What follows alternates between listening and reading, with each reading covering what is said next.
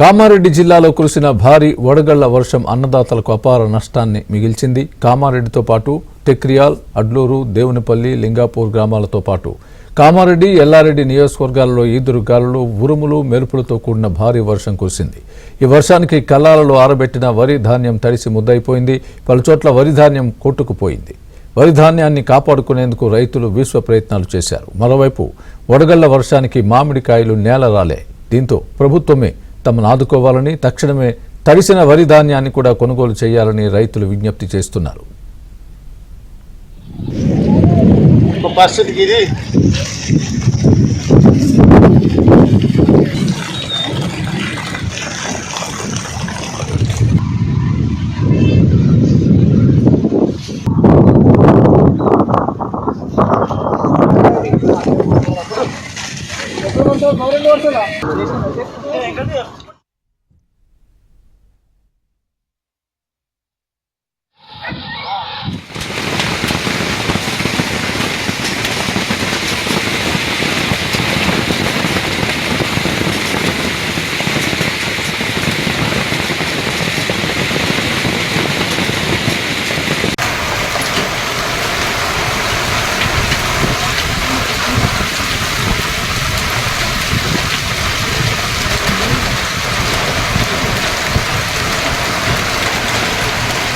मामा पहली बार जिंदगी में अब देख रहा हूँ तो मैं ओले गिर रहे थे।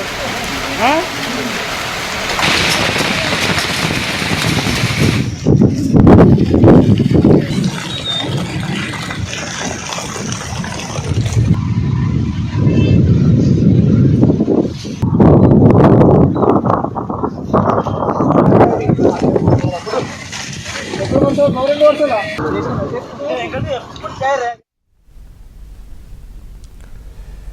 ఖమ్మం జిల్లా కల్లూరులో రైతులు ఆందోళనకు దిగారు.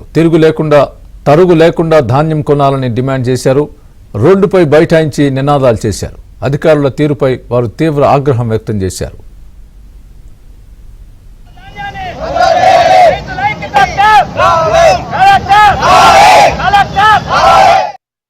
అది పులేబంజర కేప్ సెంటర్ రాష్ట్రంలోనే పెద్ద ఐకేబీ కొనుగోలు సెంటర్.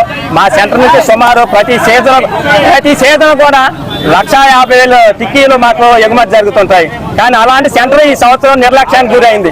ఖాతాలు మొదలు పెట్టడమే ఆలస్యంగా మొదలు పెట్టారు.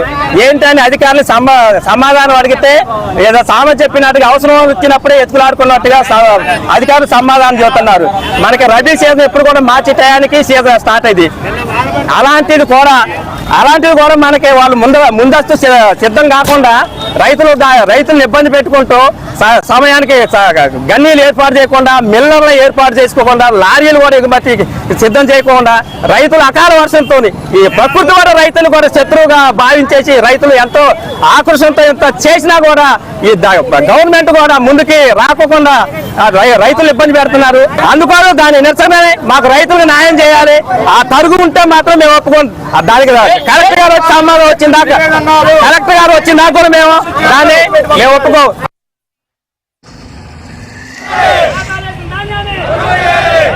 రైతుల ఐక్యత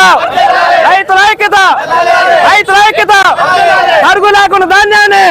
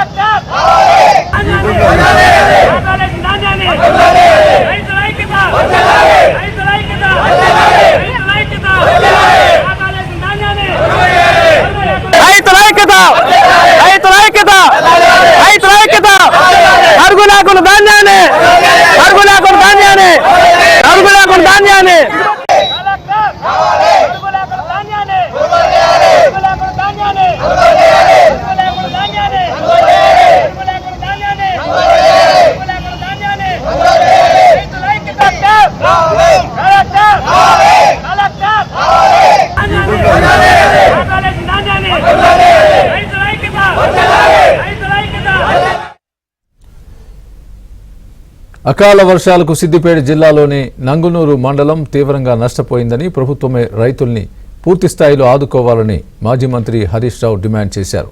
నంగునూరు మండలం దర్గపల్లిలో అకాల వర్షానికి నష్టపోయిన మామిడి తోటల్ని హరీష్ పరిశీలించారు.